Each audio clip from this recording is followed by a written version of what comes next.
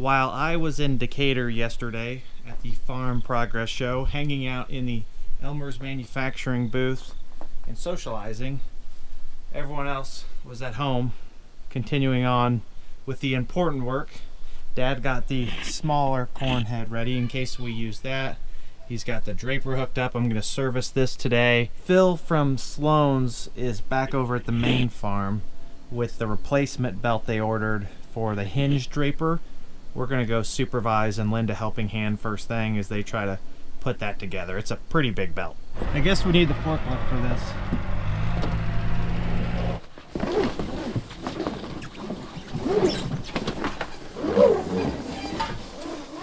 Other than the size, Phil, what makes these so different than the other draper belts? The other draper belts are one piece. And they're just a loop. Oh, so you slide them in. So you undo the rollers, then you just slide them on. Okay. This one's not. You got to stay. They just got to be spliced together. Yeah. Well, they're always thinking of you mechanics when they put this stuff together. Yeah. Almost a strap. Where the fasten it goes? No, it's forever.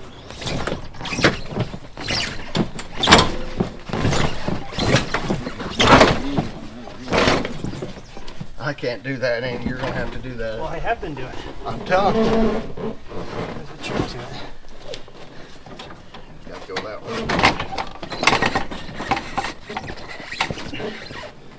Hey, we're caught on something. We have to stop for a minute. Okay. You ready again, Andy? Yeah.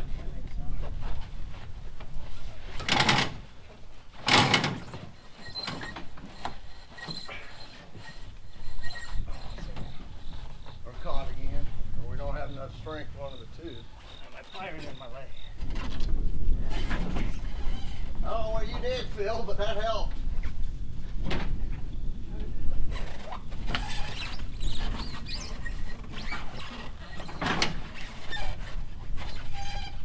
A little bit more. A lot more.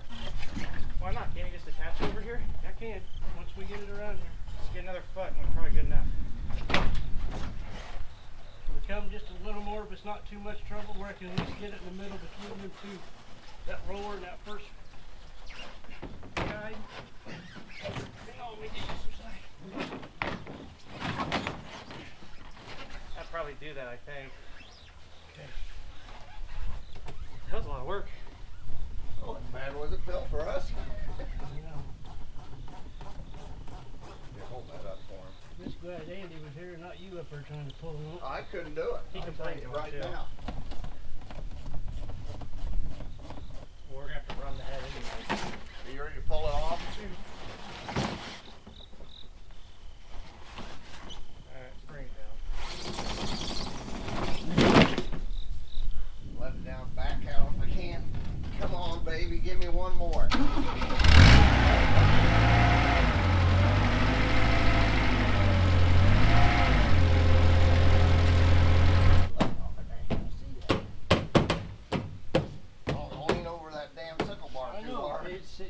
And then the damn thing grab a hold of something. Yeah. It took us roughly 25 to 30 minutes to get the belt slid around into position, and then another 30 minutes to get the belt cinched together close enough to bolt the brackets together. That was a whole nother challenge that I didn't even record because it was quite the process. Phil engineered up a belt tightener with some ratchet straps to get the belt stretched far enough to get it together. Between feeding the new belt all the way through the roller system and around and getting it connected with very little slack, this was a fairly challenging project that Phil helped a lot with.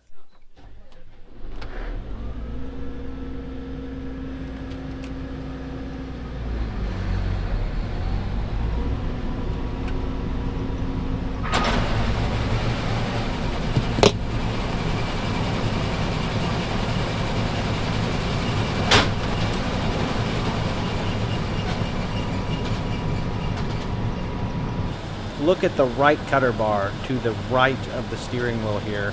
It is not moving at all. The new belt working flawlessly. Maybe the issue had nothing to do with the installation of the new belt. That's what we're trying to figure out now. The new belt is installed, and for some reason one half of the cutter bar made a loud bang and stopped working. It's always something. Dad and Phil are trying to figure out what exactly that is, and I've been installing the extended monitor here for harvest data.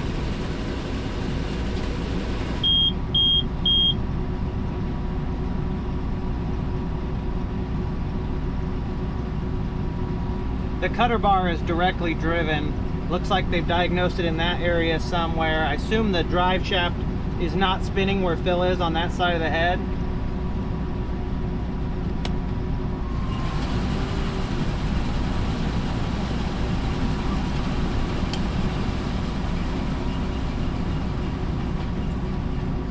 Normally I'm thrilled to be in the cab because it's hot outside.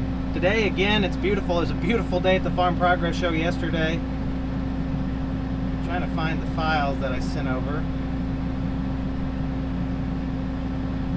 Nothing. Dad and Phil found the brake. Drive shaft snapped clean off right where they are. And my files came in at the same time. Convenience and tragedy within a couple of minutes. I pulled the variety locator files in this time. That brown spot is where I had to finish this field of 3/8 beans with a 3-1, and it is very evident when you look out in the field the difference in maturities this time of year. I'm gonna shut this off. It's pretty close to ready to go. We gotta fix this draper issue, seeing as we're gonna be cutting beans in another week. That's what's broken there. Phil is having so much fun, I think he broke it so he didn't have to leave. The shaft is obviously broken. Now we're trying to decide if it's the cutter bar getting stuck that caused it, or if there's something wrong with the gearbox. Yeah, it should be. So we've unhooked the cutter bar. We're gonna try spinning it and seeing what that tells us. It's hitting a spot where it wouldn't keep going. Dude, it ain't moving. It's in here. Yep.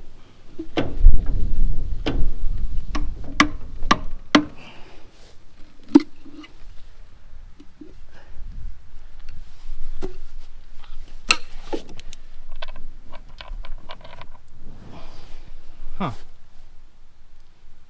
When we were servicing this head, Dad wanted to check the oil in the lower gearbox. There's no plug or dipstick. He thought maybe he could loosen the small breather. We believe on the other side there was a reducer holding it into place, and that reducer is what fell into the gear in the gearbox, jammed the drive mechanism, and ended up breaking the drive shaft up the chain of command a little bit because it was so stuck trying to cut across that. Dad went to check a breather on top of this. So there was no access point. I think he unscrewed something that fell out, and then when we ran the head, it got caught here in the gears, hung it up, and that's why the drive shaft broke. Shout out to Phil from Sloan's. We've been working with him at Matt Tunes since the Schilling Brother days. He's a great seasoned tech with a lot of experience, easy to work with. Most importantly, he knows how to get the job done in a timely and efficient manner.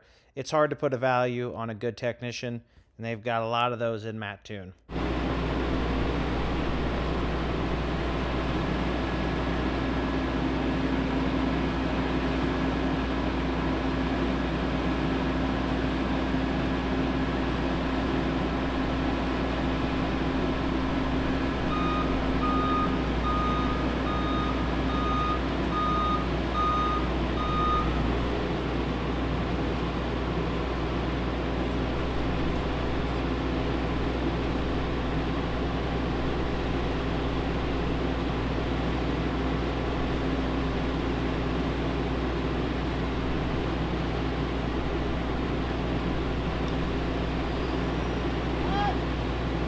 It's one of those solve one problem, end up with two more type of mornings. The reverser, which we knew about, is leaking. We're gonna run it into Sloan's for them to pull it and look at it. That's above our pay grade and skill set. The shaft, we think we're just gonna have to have it welded. That's gonna be the cheapest option. Otherwise, she's pretty close to ready, and also not close at all because it's broken. Oh well, that's what it's like getting things ready. This combine is absolutely gigantic.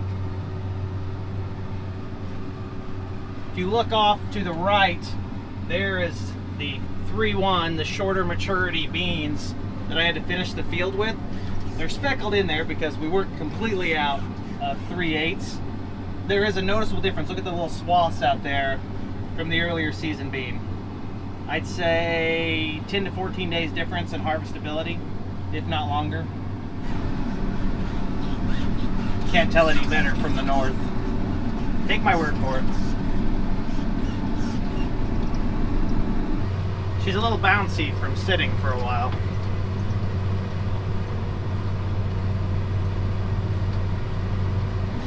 Up-Hoffs are working on their combine today too. Everyone's on the same page. The $3,000 draper belt did come with a kid-friendly toy. Can I try it? Ba-ba-ba-ba-bum! The king is here! I have put pops! You have push pops! That doesn't seem good for your teeth! Try it. How can it? I don't even know what you said! Mommy doesn't look very happy about this! Ba-ba-ba-bum! You saying candy? Yeah. Oh, you have candy. Candy for lunch. And Interesting choice. The big combine's in town. Hopefully they'll get that back to us in the next day or two. We've still got maybe 7 days before the beans cut. Here's that belt installed. It seemed to operate fine until this thing broke over here. Phil said they've never, out of Mattoon, had to replace one of these. You heard his description of how this differs from the standard flex draper. I told him to take note of the process because next time when they have to do this in the field with a farmer who may not be as helpful, they might need to bring 2 or 3 guys. Once upon a time I saw a video of Ruch's, I believe, replacing this, and they used an inloader and chained it on somehow and drug it out that way because you got to pull it around.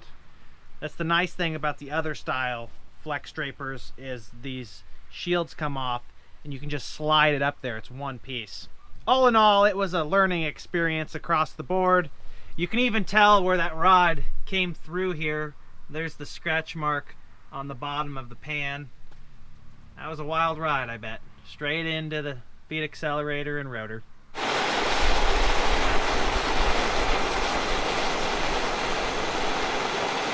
It's always come off a lot easier with heat. It's easier to just assume they need heated than to try to get them and round them off. Nope.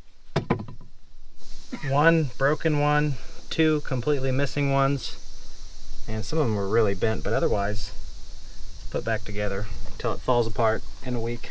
Spray season is officially over.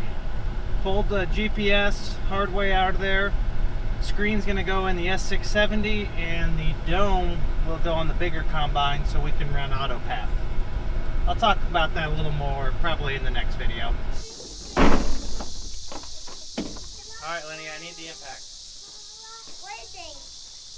Impact is on the board. Yep, will you bring me the impact? I can't. It's too heavy. Graham, will you bring me the impact? No, he can't. It's too heavy. Some help you guys are. Why do you guys? Yep. I'm trying to make my own video. You're gonna make a video? Hey, will you tell me when these 2 bolt holes are straight out? Yes. Like pointing towards you? Yeah. There's no way they're not. Go like one more. Go like one more. They're not straight. Just go one more. Looks like a face. Wow. I had the good help, but they're having a mental crisis right now, so they're on break. Someone's about to pop.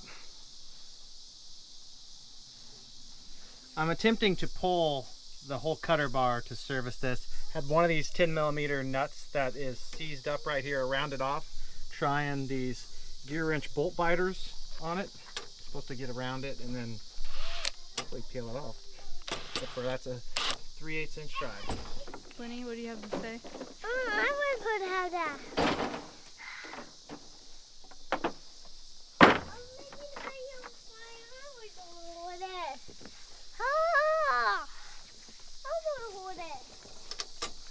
That'll work. Magic! You can't even see. There we go. They don't even sell that good of an experience at Disney World, do they, boys? What's he doing?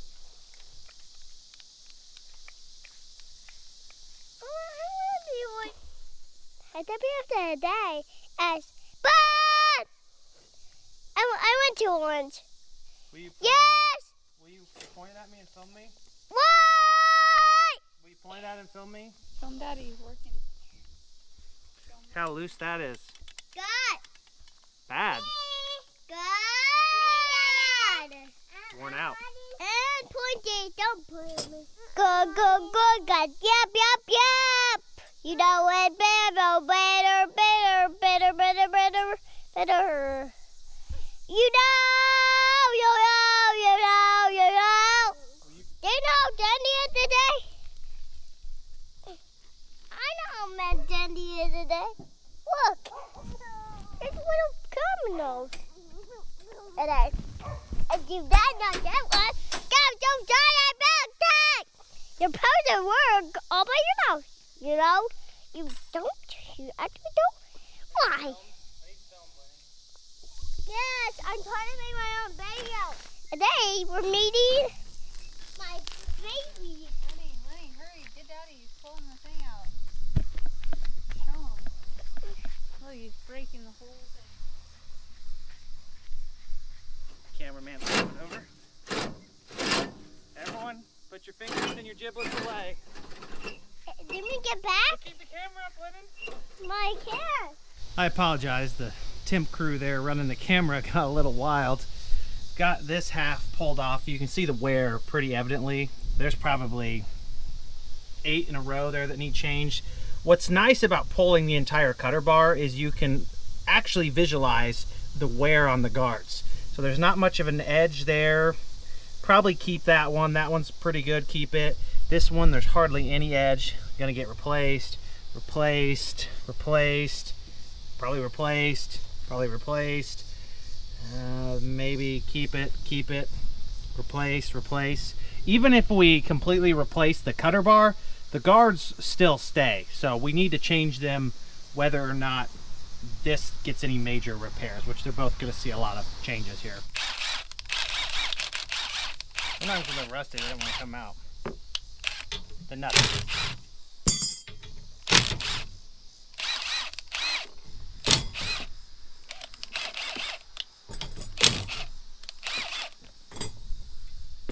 I bet that working on a concrete floor might be a little friendlier than using the top of the draper belt. There's a lot of nooks and crannies for things to fall in and get lost, and it's just getting hung up on the thumb here of the belt lug. I don't know what that's called.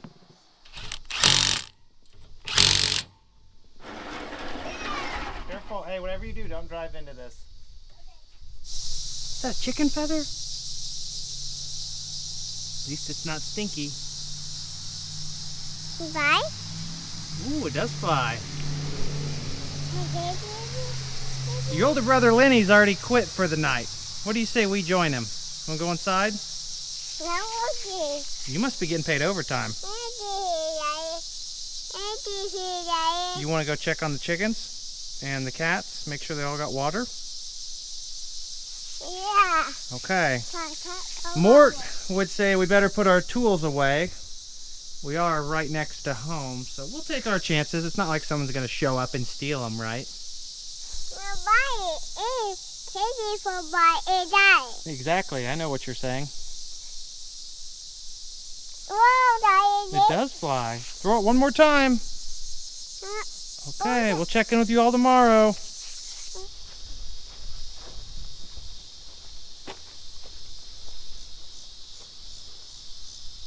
that outside? Hold on a second. Is that loose? What? That outside guard? Yeah. I didn't mess with that.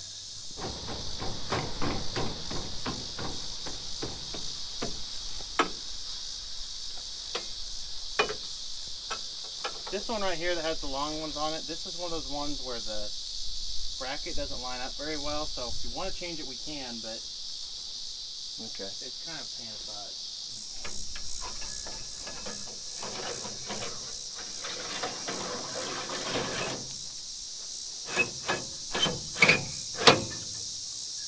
Okay, now push it. Nope. Go back a little bit. See if I'm like up against the... You're up against the guard right here. Just have to lift it as I go through. I may have to loosen that one. I probably should. You have a 10 millimeter somewhere?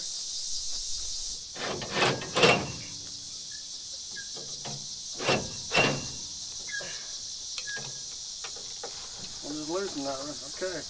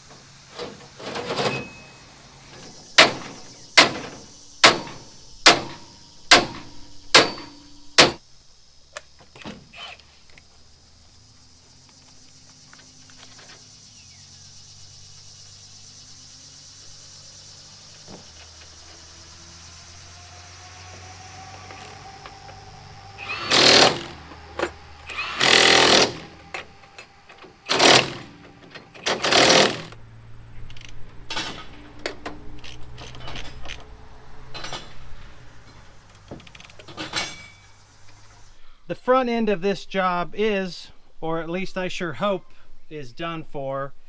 I did quite a bit of work on this. I guesstimate that maybe 75% of the cutting edge of this, both the sickles and the guards, have been replaced.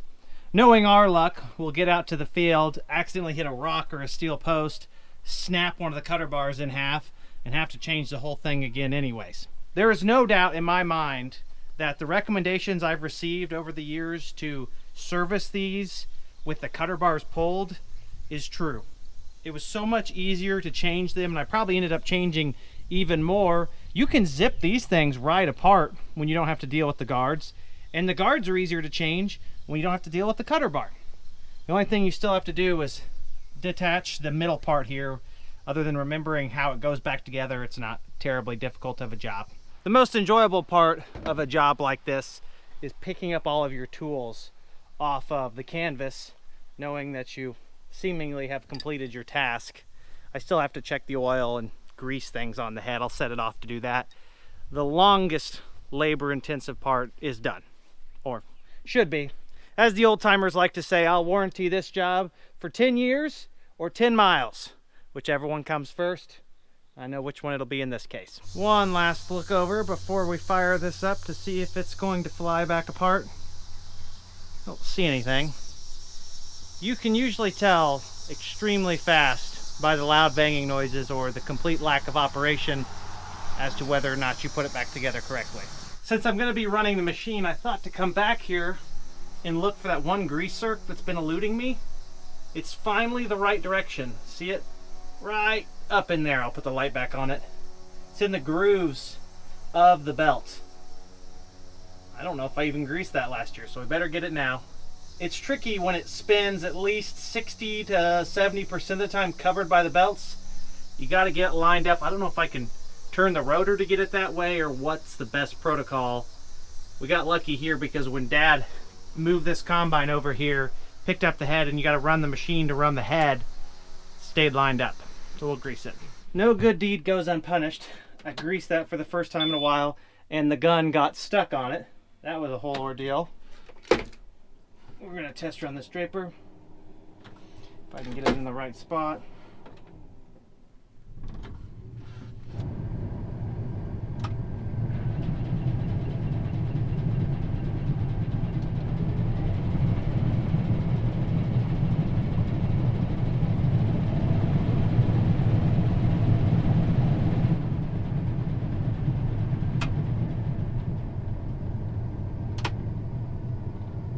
We are now going to set it on the ground and check the gearboxes and grease some drive shafts.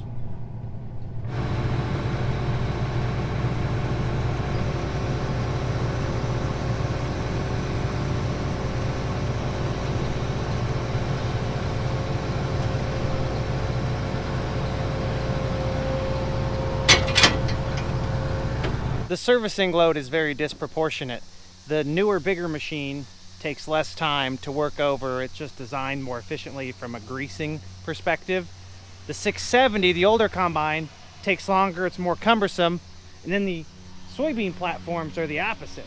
This 630, you can have the back end of it serviced, oil checked, greased in like 15 minutes. Whereas the HD 45 has a bunch of hidden grease zerks, because it is more complicated, that make it take a lot longer to get through. Maybe it's because I'm not as experienced with that one, whereas I've serviced these for almost a decade now, not quite.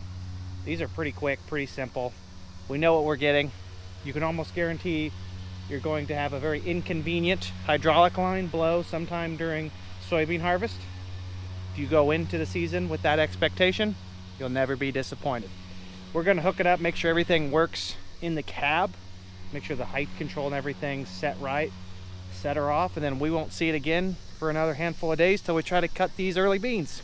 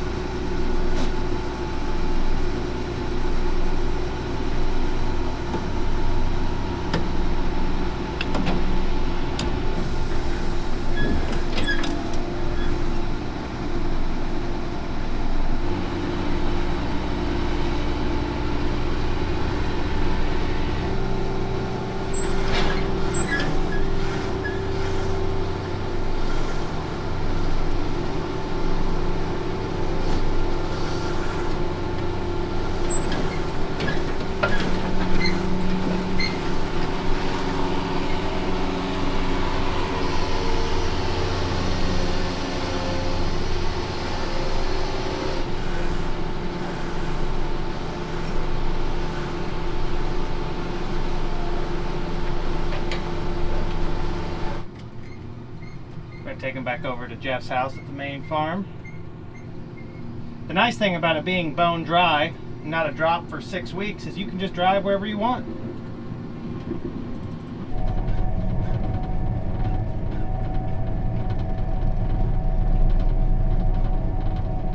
That puts us fairly close to ready to rumble. Dad said they had to order more parts for the reverser on the bigger combine. They didn't have what they needed.